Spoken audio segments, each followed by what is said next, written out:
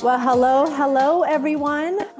Thank you for joining Metaverse Express Full Stop, where we hit the brakes to discuss hot topics in the metaverse.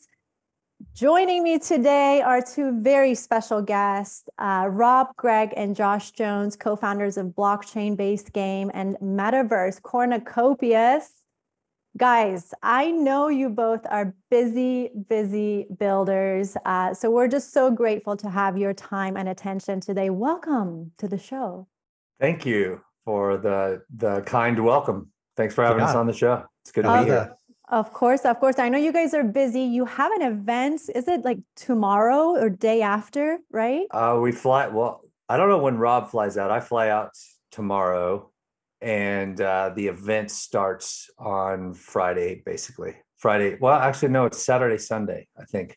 But yeah, we're slammed. It's CNFT Con. It's a great conference for a lot of the Cardano projects that are building, and then we have another conference, the Rare Bloom conference, right after that. So yeah, busy times for sure. We're cramming to get ready for it. Josh, is it too late for folks to still attend the event, or no, not at all. You can go to the CNFT Con website. Maybe you can attach the link for that in the description of the video or something like that. But because I don't know the link offhand, but we'll get that to you. But yeah, please come out, meet us. You'll get to play our game. You get to play. We've got two different demos going. One's a racing demo, and one's going to be a running around kind of scavenger hunt thing in our world that we've created, which is Solace. That's one of the lands in the metaverse and game that we're building. So much fun. And the metaverse itself that you guys have created is so much fun. I just can't wait to get into it. I will definitely provide a link in the comment section. And if there's any other events that are coming up that you want to share as well, let us know. I'll be happy to put the links in the comment section for people to kind of start thinking ahead. Yeah, that's great. Thank you very much. Of course.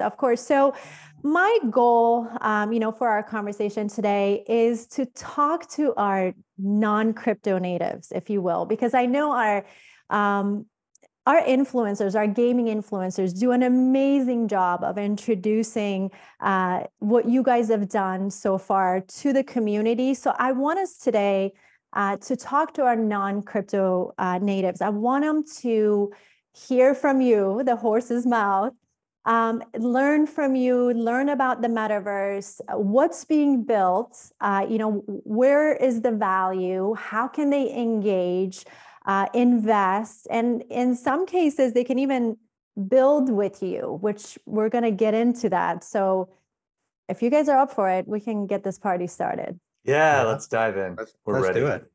Awesome. Well, I have been in the metaverse. It is absolutely incredible. And what stands out, for me in your metaverse in Cornucopias is not just this exceptional environment with the graphics and the beautiful storytelling, which, by the way, contributes to this immersive gameplay. But there's also these tremendous opportunities for community building, these innovative economies like, play to earn. There's opportunities for building and earning, and even learning and earning, which we're going to get into these concepts. But how about we start with introducing the Cornucopias metaverse to our viewers. I don't know, Josh, if whichever one of you guys want to start, but how about we start with introducing this incredible universe you guys have built? Rob, you want to take it, or you want me to get that one? Yeah, go for it, Josh. Go for it.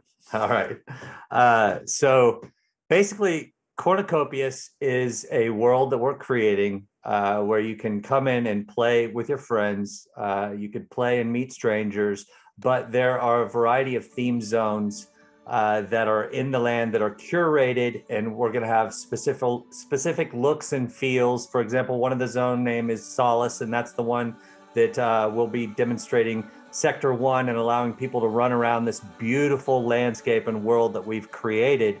And each of these theme zones will have a more curated experience. And then there will eventually be a city where there's going to be more B2B type opportunities where we bring in, say, a company like Tesla, or another well-recognized company that they can showcase some of what they're doing.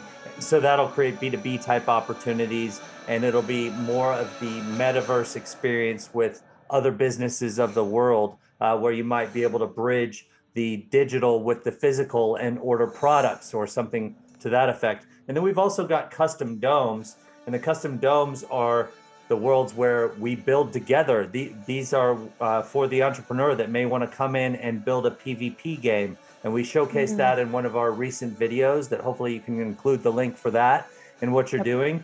But with those, we're providing people a building kit where they can take the tropical theme building kit and build out a tropical island that has the ability for somebody to have a PvP, player versus player type game, or a scavenger hunt, or things of that nature. So we're going to allow them to build. There's also a concert venue building experience where you can build out a musical experience for somebody and play and showcase your music and allow people to come in and gather and experience that in a unique and new way. So a lot of fun stuff that we're doing. And we've really showcased a ton of that work that's been done. We're moving all of it towards really getting to a testing phase and involving the general public as well. So the opportunities are honestly endless. And we're going to talk about commerce, because you brought that up. And we're going to talk about building through gamified tasks, if you will. Rob, do you want to kind of take us one step further and talk about a little bit more detail about these ECOVERSES and the domes? There are these amazing domes that people can custom make. What are some of these experiences that people can have in the ECOVERSES and the domes? Yeah, well, I mean, I think I would describe it as, we're building Cornucopias is a free-to-play AAA game. I describe it as an MMM, which is a massive multiplayer metaverse. We're building on the Unreal Engine 5, and we're also based on the Cardano blockchain. Our game is set in this technologically advanced universe filled with these floating worlds and different domes. Each of them have their own economies. So we have, like Josh was saying, the theme zones, where one of the theme zones is called Solace, which is kind of based on the British countryside. So we have rolling hills and we have farms and a really nice balanced ecosystem and atmosphere where players will be owning their own land. So they'll be building on their land, and they'll allow other players to come on and start farming and renting parts of their land, and all kinds of mini games that's happening in there. Then we have the second zone that we're building, and each of these zones have 10 maps in them, and each of them are around about 8 kilometers by 8 kilometers. So it takes a good hour of slow walking without using any mounts to get from one side. So it's an absolute huge undertaking, but a really immersive experience. So yeah, the second one is more of a traditional Wild West American ecosystem.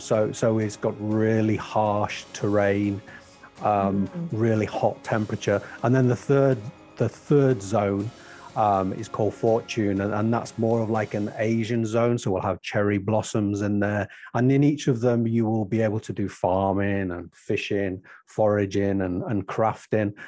So yeah, for us, there is a huge story behind Cornucopias. Why are all these sectors floating? And that's something that we will tease over the next few months and as the story evolves.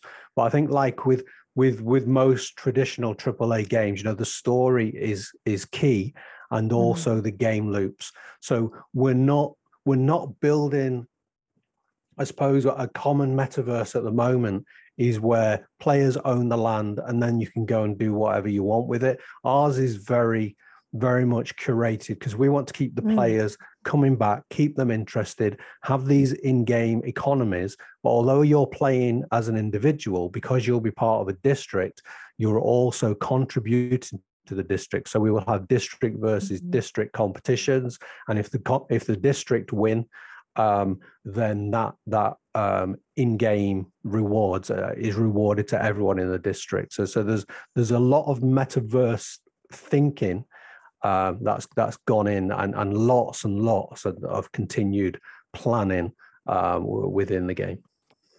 It sounds like a very much a self-building metaverse, right? Where people are have these building opportunities through gamified tasks, and really the sky's the limit, right?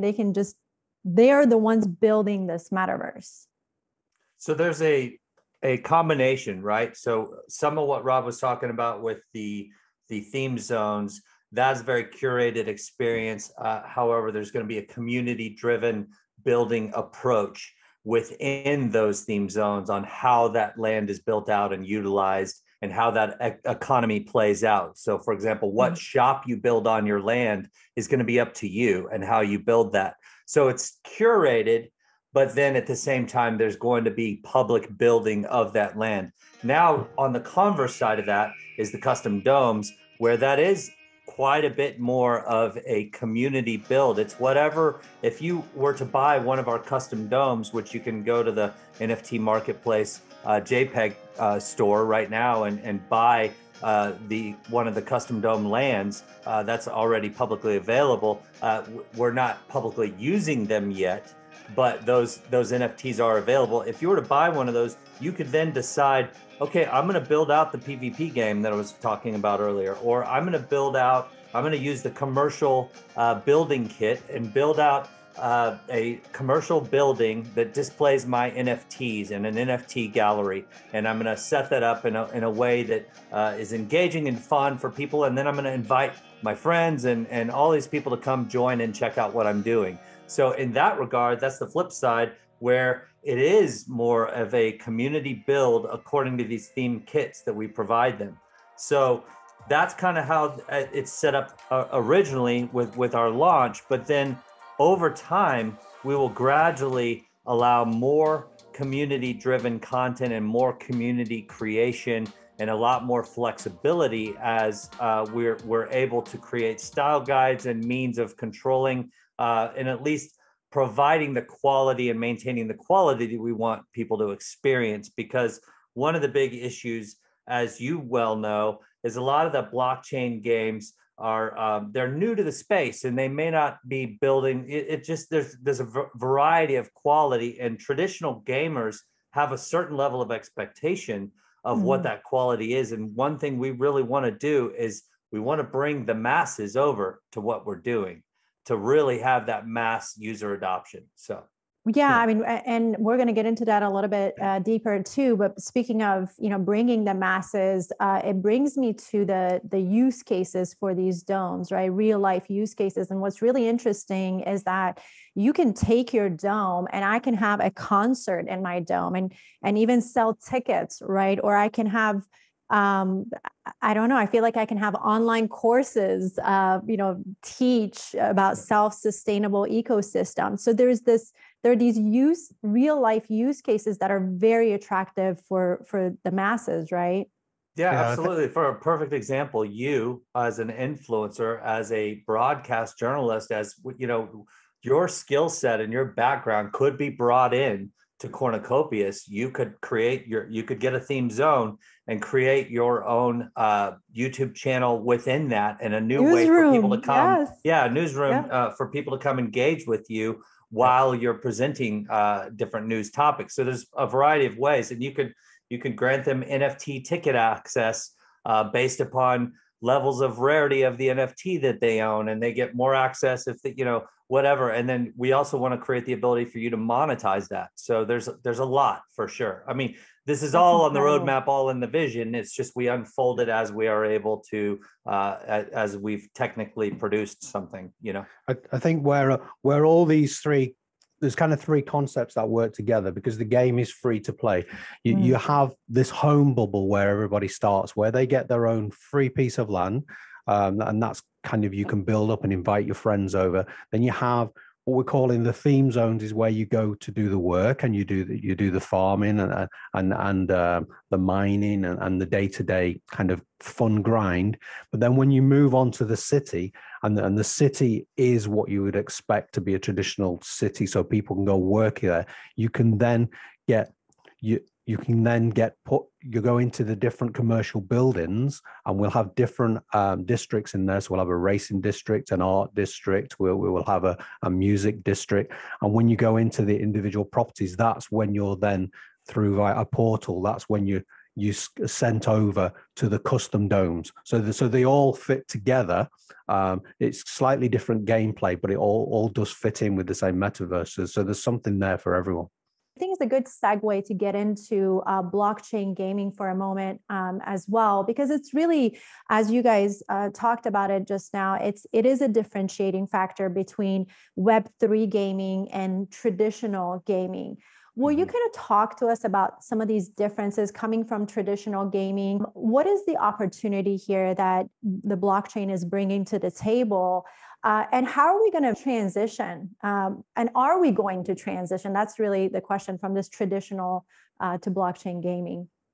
I'm curious to hear Rob's answer as well. But ironically, one of the main things that blockchain is enabling and bringing to gaming is this idea of ownership of your assets. So, for example, if you're to go play a traditional game right now, you can buy a ship, or you can buy certain things and upgrades. All of that goes to the gaming company, but you can't, when you're done playing the game, you can't walk away with that or sell it in most cases. And what blockchain allows is for that ownership to occur. And so I can own my land in this game. I can own my vehicles. And let's say that I'm done playing. I've exhausted, I've put tons of energy into it, and I'm moving on to something else. Hopefully, that doesn't happen. But if you wanted to, you could then go and sell those assets. And that's a huge add over traditional gaming.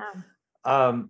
And so I said ironically at the beginning of that, because there are a lot of traditional gamers that do not like NFTs and what blockchain gaming is doing. And a lot of their argument is legitimate. A lot of it is there's so many scams in the space. They're scared of it. There's X, Y, and Z problems that that you have to deal with, and so there are issues there. But yeah, that's one thing that we want to change. We want to create something incredibly positive and a rewarding gaming experience where the gamers can come in and own their assets and leave the game when they choose, and still have something to show for it, which is pretty exciting that we're able to do that. Yeah, definitely. And we're going to go, I will take us a little deeper on that topic, but frankly, our non-crypto natives feel the same way. And they, about security and again, this narrative that crypto has in the real world, which we'll talk about the difference between NFTs and the speculative reputation that they have out here than the NFTs that are in-game NFTs. But before we go there, Rob, you guys are building on the Cardano network. Will you kind of introduce that to our viewers? What does that really mean for the game, and what does it mean for them, for the users, to be building on Cardano? Yeah, I mean, the Cardano network is what we call a third generation of blockchain. So we had Bitcoin, and Bitcoin wasn't a programmable network, so it was more of a store of value. Then Ethereum came out with Vitalik Buterin and Charles Hoskinson. Those were the the creators of that blockchain. And then they had smart contracts were first introduced. So this meant that you could now start programming. And if I was to describe a blockchain, I suppose, compared with traditional world, is a database. It's a database that you can then program different actions on top of it. And then Charles Hoskinson had a different idea of how he would prefer to build his blockchain, and he separated from Ethereum, and he created the Cardano blockchain and went down a completely different route, started again from scratch, learned on the top of what Ethereum were building and said, instead of going down a proof of work, we want to go down a proof of stake.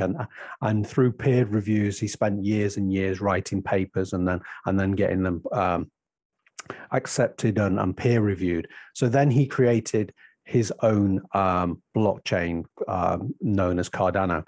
Now, Cardano then in itself is, this absolutely, for me, the perfect blockchain to build a game upon.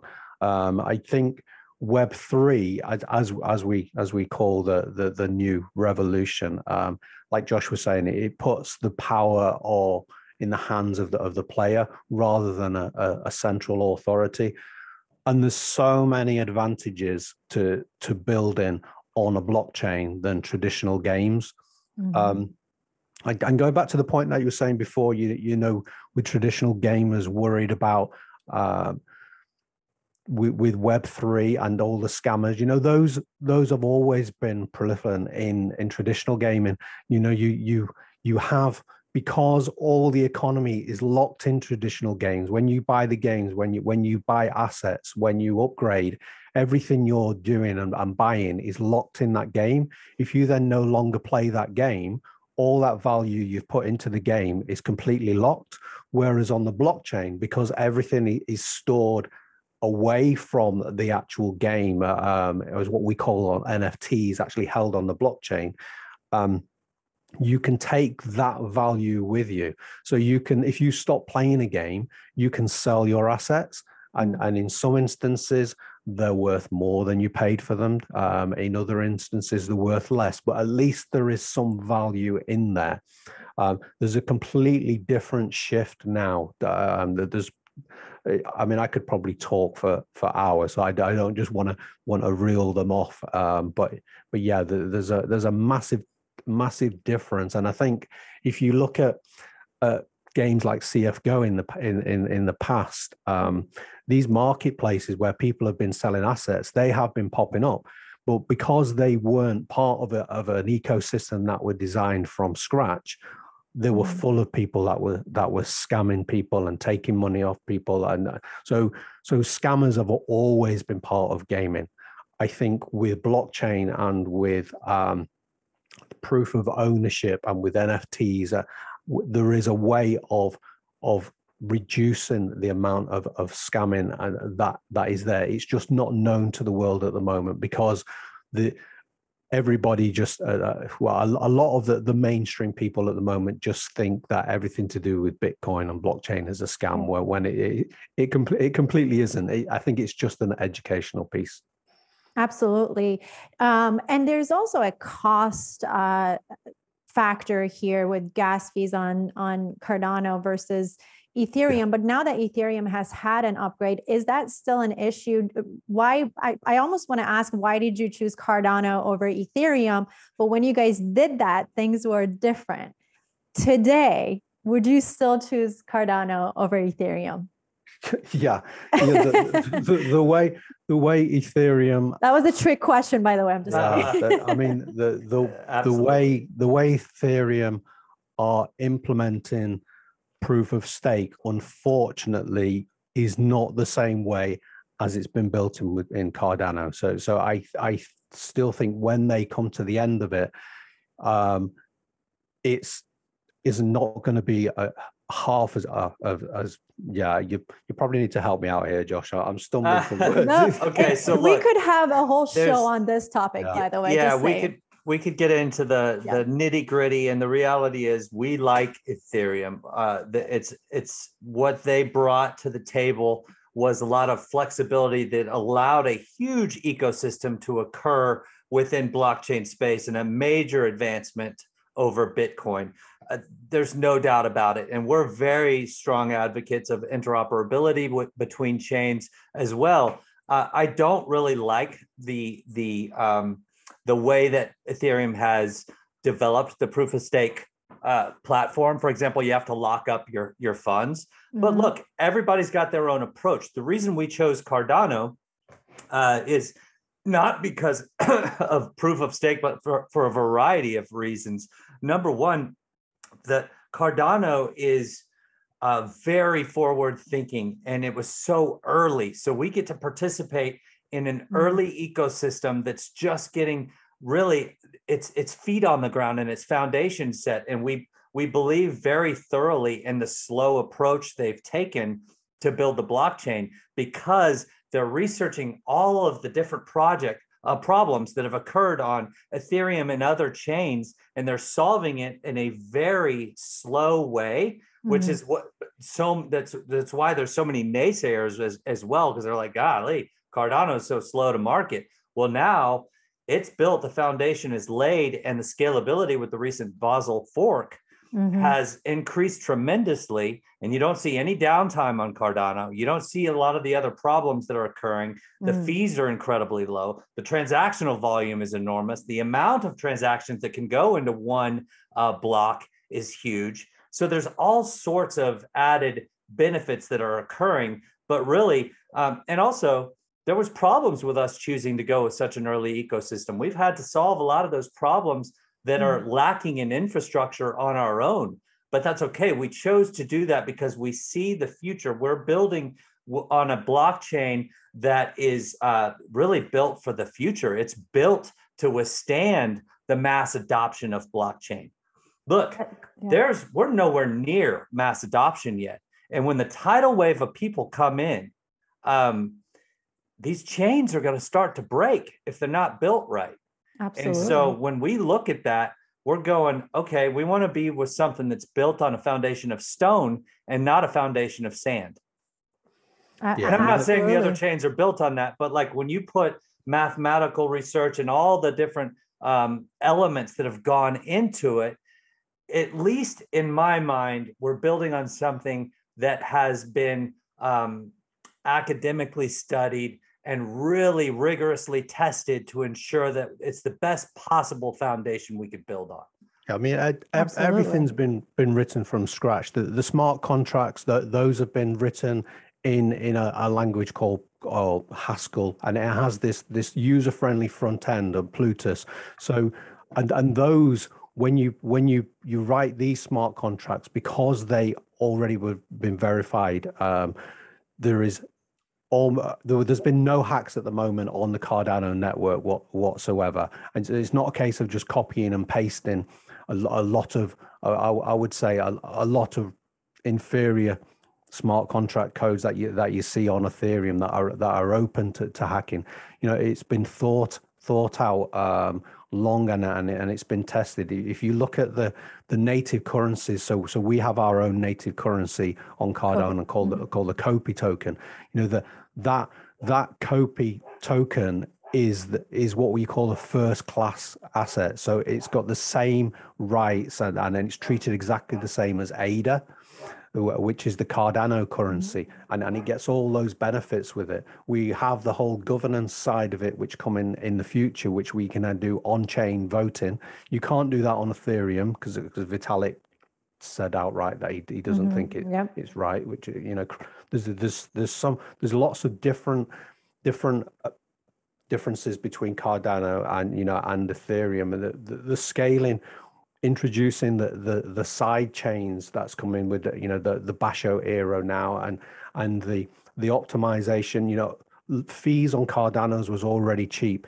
Now over the last few weeks since the introduction of the Basho era, because Cardano goes in different eras, the fees now are 10 times less than they were before, but the number of transactions that you can actually happen in one transaction is almost limitless when we bring Hydra, that's coming very, very soon. Whereas in Ethereum, which is an account-based model, the transactions happen one by one input, one output.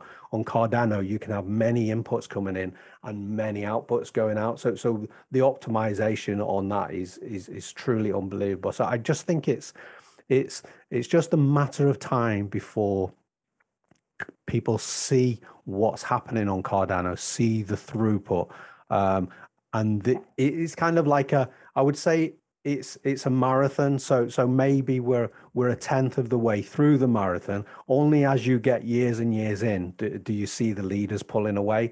So at the moment, you know, Ethereum had this big start because they were there, they were first, they had this big adoption. But now as dApps start going live and it starts costing people real money and there's real hacks on them, and they think, actually, look at this other blockchain where none of this is happening and things are smoother and a lot cheaper and the adoption is on there. I think it's really inevitable. Well, I actually want to really thank you, Rob, for explaining that the way you did. I want our viewers to know that it's not often that you get founders to actually come and sit down and be so transparent and share that level of information so early on. Because frankly, if we want mass adoption, these are some of the things that we have to hear from the founders, and the transparency. And that's what I love about Web3, that the founders are accessible to have these types of conversation. I don't think we can call Mark Zuckerberg and have him ask, or back then ask him to do what you just did. So I just want to thank you for that, and let the viewers know that this is gems right here that's being dropped right now. So thank you for that. Thank you for that. I want to take us into tokenomics and in-game economies, because you guys are offering some tremendous opportunities here. We have, you know, back before COVID, we were introduced to this idea of play to earn, and Axie Infinity started that, and a lot of people benefited from that. But then the narrative kind of changed to play and earn, bringing the fun of the game first before earning. But there's also very valuable opportunities, like you can build and earn, and even learn to earn. These are all concepts that translate to real money, or availability of real money, if you will. Can I don't know, Josh or Rob, can you guys kind of break this down for the viewers as well?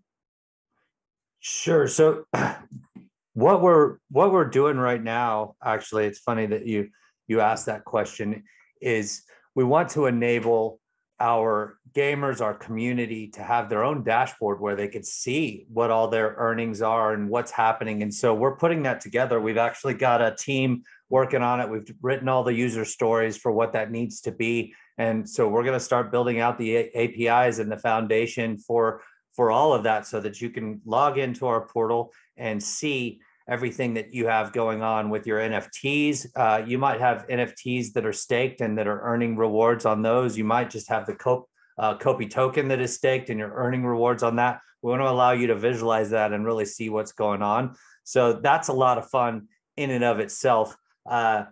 You mentioned one, which is learn and earn. And that's something that I'm very passionate about. And the cool thing about that is, along with the user stories for the dashboard, we're also building out the platform that's going to allow us to gamify education within our community.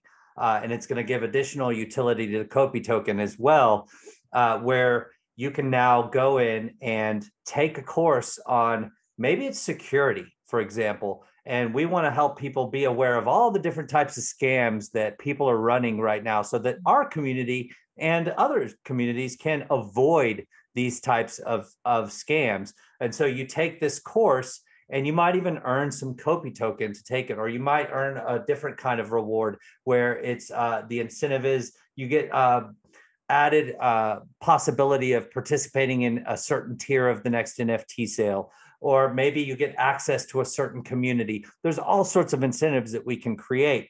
But the learn and earn aspect of it for us is, how do we take this community that is very slowly built and very intentionally? We've got a community of a little over 100,000 in this at this point, if you combine it all, Discord, Twitter, et cetera, in a year, which some would say that's fast, but we haven't done any paid advertising or paid marketing.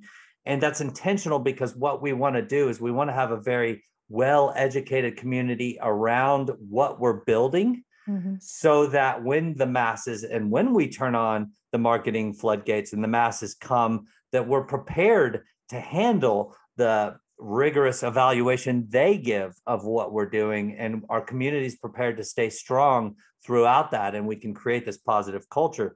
So adding this course building platform allows people to earn while they're learning, about our game or about blockchain security as a whole, or about how do you get into crypto in the first place. We want to add onboarding experiences for new users of crypto to make it less intimidating for them. So there's a variety of things we could do there. With play and earn, that's pretty basic. We want you to love playing our game. And a lot of people look at this differently than we do. I think it's important to note that the play to earn model had its benefits and its catchiness in the beginning, but we look at that as marketing and testing. So we've got tokens devoted for play and earn. We want to make our game incredibly fun to play, but part of that is you're earning those tokens to give us feedback on what's happening. Where are the issues in the game so that we can make it better, right? So that's marketing and testing funding. So that's the allocation of that budget for something like that. Build and earn is something Rob should probably shine a little light on, because he's put a lot of thought into how we're going to do that. Rob, do you want to go ahead, elaborate on the build and earn? Yeah, sure. I mean, build and earn is this concept of owning your assets and then building on top of those assets. So if you own land in the metaverse, then you can build a farm on it, and as you're playing, you're upgrading, you're going out, you're maybe doing some foraging or gathering some raw materials, then you're crafting them into new assets. You're upgrading your farm, you may be adding a bakery to it, some windmills in it, and what you're doing all the time is you're building up your portfolio of assets and building up your opportunity within the game. But then when you think maybe now I want to maybe exit the game, or you can sell it, right? You can sell it, yeah, exactly. So you've built up your portfolio, and then you can extract the rewards from that. So that's one way. And another way is simply we will provide tools where you'll be able to go and gather raw materials within the game, build individual assets, and learn recipes and then craft them and then just sell them on the decentralized marketplace or trade them in game. That's so fascinating. Literally what we do here in the physical world, where you buy your home, you buy your land, you build your home, you furnish your home down to the artwork on the walls. You're basically doing that now in the virtual world, and you can turn around and build your sell your furnished home just like we do today in the physical world. Yeah, because you're adding value.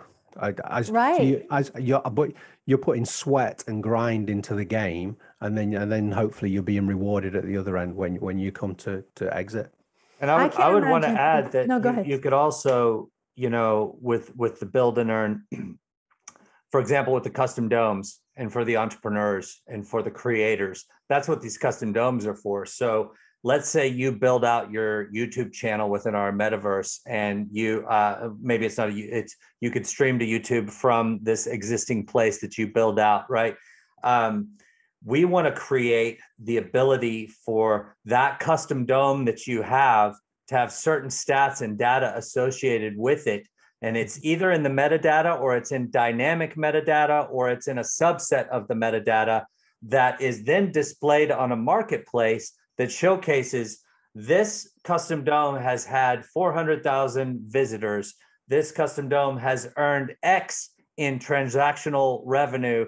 And this custom dome has seen all of these things take place from virtual cameras that were placed in it. And so we've got this dynamic marketplace that shows what all of these what the community is creating. So you now have this great way of selling your NFT that represents your custom dome in a way that basically is like selling a business in a sense. So somebody I was just going to say, this is already getting traffic.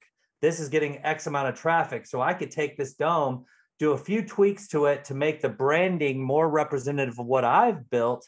And then I can give my community access to it and monetize it in a new way. I can double the number of users coming to this dome. using my community, and I can estimate my revenue and et cetera. So there's some really cool things that you'll be able to do with something like that. I think the parallels building continue. equity. Yeah. I think the parallels continue as well, because some of our NFTs are vehicles. So we have what's bubble jets, which is a flying vehicle, which is kind of like a flying car, and we have javelins, which is kind of like a flying bike. Now you will be able, because everything's tracked on the blockchain, you will be able to race against other players. So when you then go on and sell or trade that vehicle, it'll have a full history that will go with it of how many cups that individual car has won. It will also have traceability of who's owned that before. So when you're looking at NFTs that might look the same, well, you'll see this one has probably entered 100 championships and got 100 cups, and this one's been owned by this famous person, and this famous person's owned that. So you have a very similar layer to nowadays, where where you can go and buy a car with provenance of who's owned it before and what's it's been in. You'll get that same benefit of blockchain. And it's so fascinating because, and you almost answered, I mean, you did answer my next question, because I hope the viewers who are skeptical about NFTs because of the reputation they have kind of now understand the role of NFTs in the game, because frankly, NFTs are a huge component of the Cornucopias metaverse and all metaverses and games, blockchain games for that matter. Do you want to talk a little bit more on why are NFTs important in blockchain gaming? And maybe a little bit more, I mean, you already have done an amazing job, but even a little bit more on the value and the utility that collectibles have within the game as in-game assets. Sure. Well, I mean, that is a big can of worms right there. To answer the question as simply as possible first, NFTs are important in gaming because it's provable ownership of your asset that is liquid. So you can then sell it and do whatever with it. It's not controlled by some central entity. If you own one of our NFTs, there's nothing I can do about it. I can't shut that off, right? It's yours. You get to go sell it and do with it what you want. That's power in the hands of the user. That's the Web3 revolution that Rob is talking about, where there's not a central authority that can wipe that off the slate. With our closed policy NFTs, you keep the policy open for a period of time and then you typically close it. There's nothing we could do about that. That is written in, and those assets are existent. I can't call them up and do anything with that. So that is incredibly powerful for the gamer, for the end user, et cetera. But what I was talking about with opening up, that's a big question, is what can you do with NFTs? I mean, it's almost endless. I mean, really, you look at the basic fundamentals of it, it's provable ownership, provable scarcity, but it's also an identifier that could be representative of a variety of different assets. It could be for music, it could be for real estate, it could be for real world real estate. It could, we've even talked to a group about having a digital representation of real world land, but the digital representation is actually built to be a replica of that real world land, or a model for how we're going to design the real world land and build on top of it. So there's so many different ways that you can utilize NFTs, and that's what is exciting to me as an entrepreneur and as a builder, and as somebody that wants to empower other builders, is how do we innovate in the NFT space? And Rob and I have had a ton of conversations about it, as well as with the other founders that are on our team. There's so much innovation still to be had in the space, where you're going to see more and more mass adoption as industry experts, for example, in the real estate space, figure out how to do fractionalized NFTs for representation of a property. And as it gets more mass adoption in that vertical, you'll see incredible things starting to happen.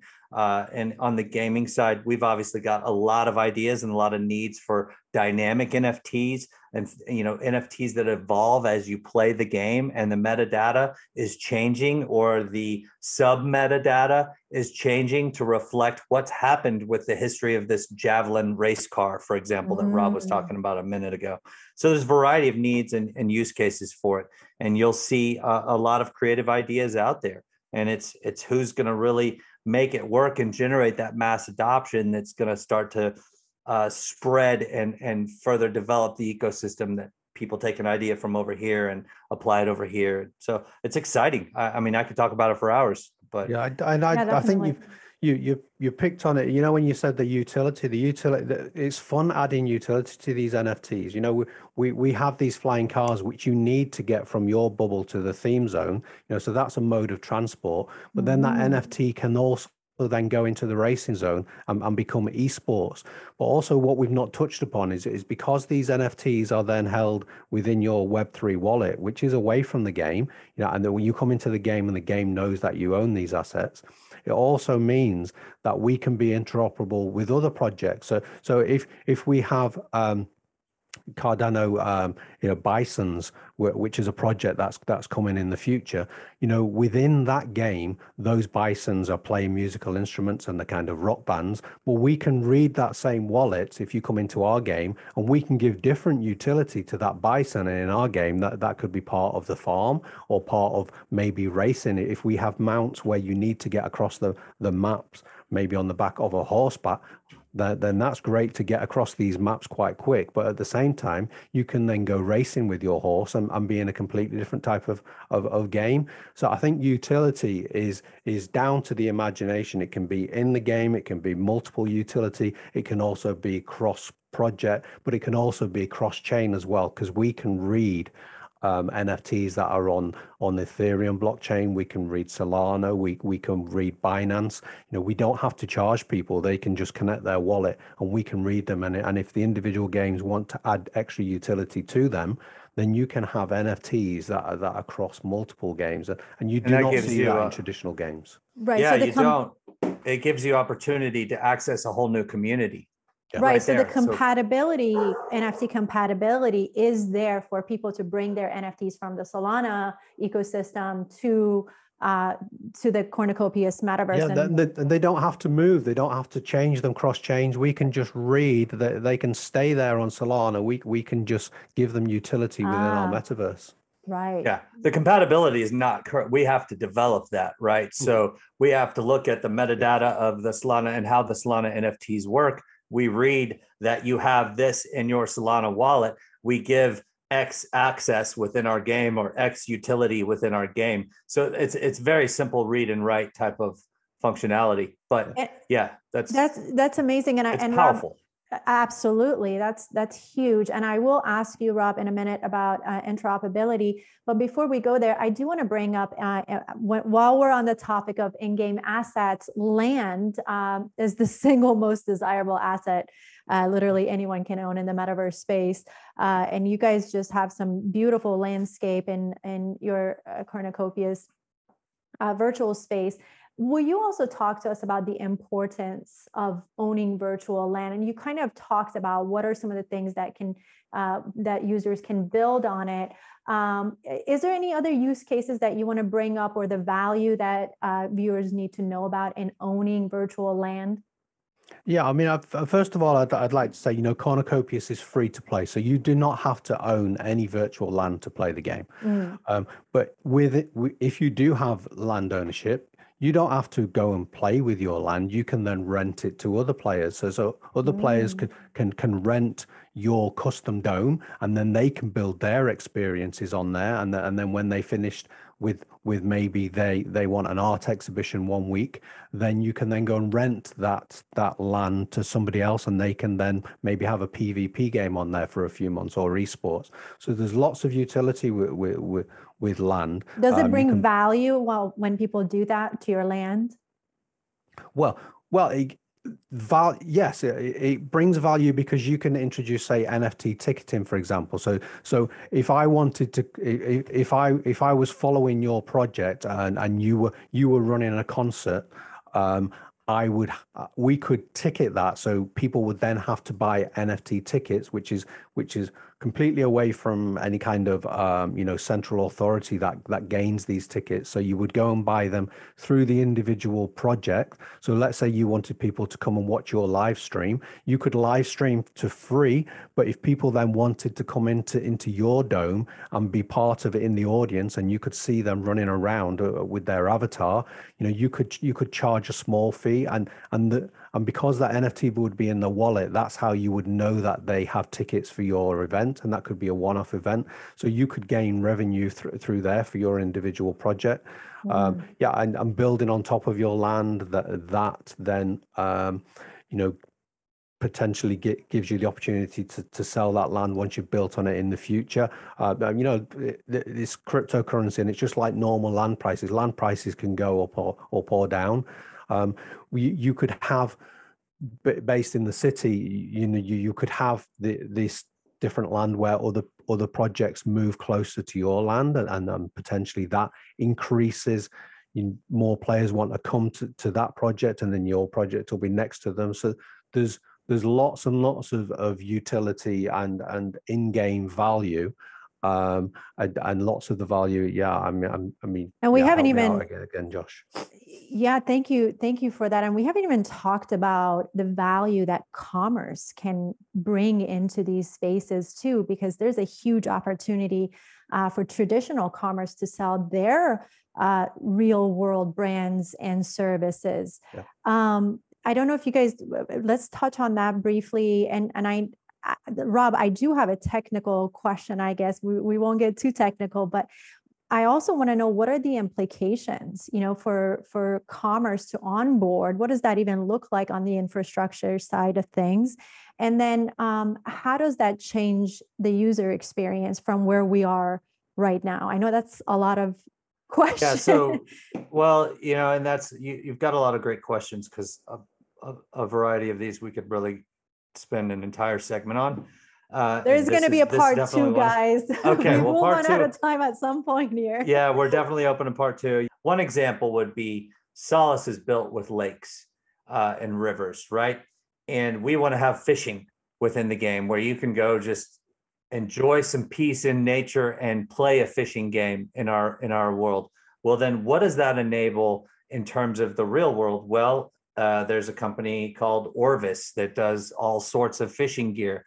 Obviously, they could bridge the physical with the digital in a variety of ways there. Maybe you want to buy a fishing NFT kit, and that fishing NFT kit gives you access to a real world fishing store and a discount at Orvis fly fishing shops or something to that effect, right? So there are so many ways that we can enable commerce in the game. And I think it's important to note that we actually allocated 4% of our tokenomics for a metaverse entity. The metaverse entity is all about, and we're not even touching that for quite a while. We've got a long way to go before we even get into funding that. But when that launches, the sole point of that is going to be to create leads for different businesses that we want to bring into our metaverse in a variety of ways. B, to help them develop whatever it is that they want to develop within our world.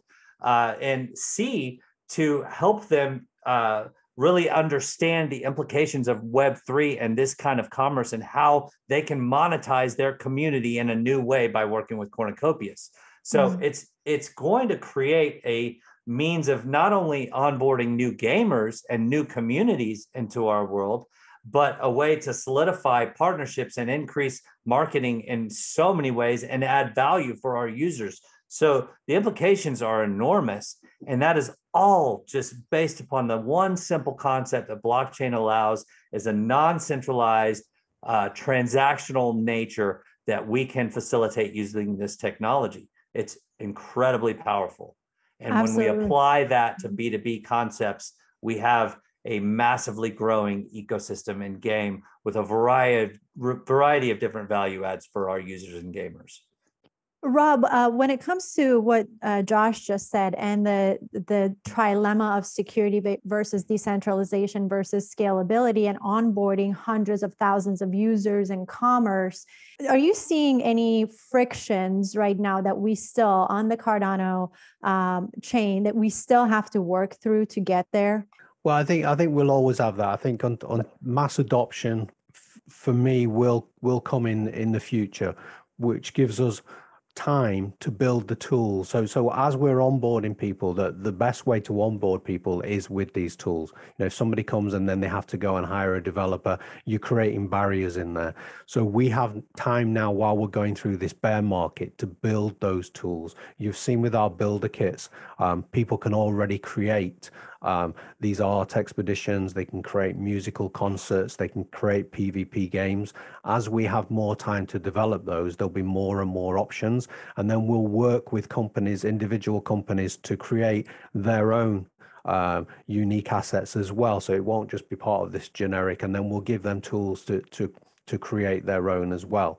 I think onboarding, that's for me is, if you build the tools simple enough and you create really low barriers, then people will come. And I think it's one of the heart and one of the challenges that we're trying to do with our game is so people can come on to playing the game from a gaming background. They might not know anything about blockchain. They can just play, hopefully, in a AAA environment that they're used to now, because traditional games are all the fun ones. They have in-game currencies. It's just that the in-game currency is now locked within the new Web3. That in-game currency, they to begin with, they won't realize they'll be able to exchange that for real life currency. So we will educate them when they're ready, and we'll take them through easy steps. But at the heart of it is having a game with a really good story that's playable, that makes players want to come back and build and introduce the friends, and then we will educate them on how they're actually owning the assets themselves rather than being locked in.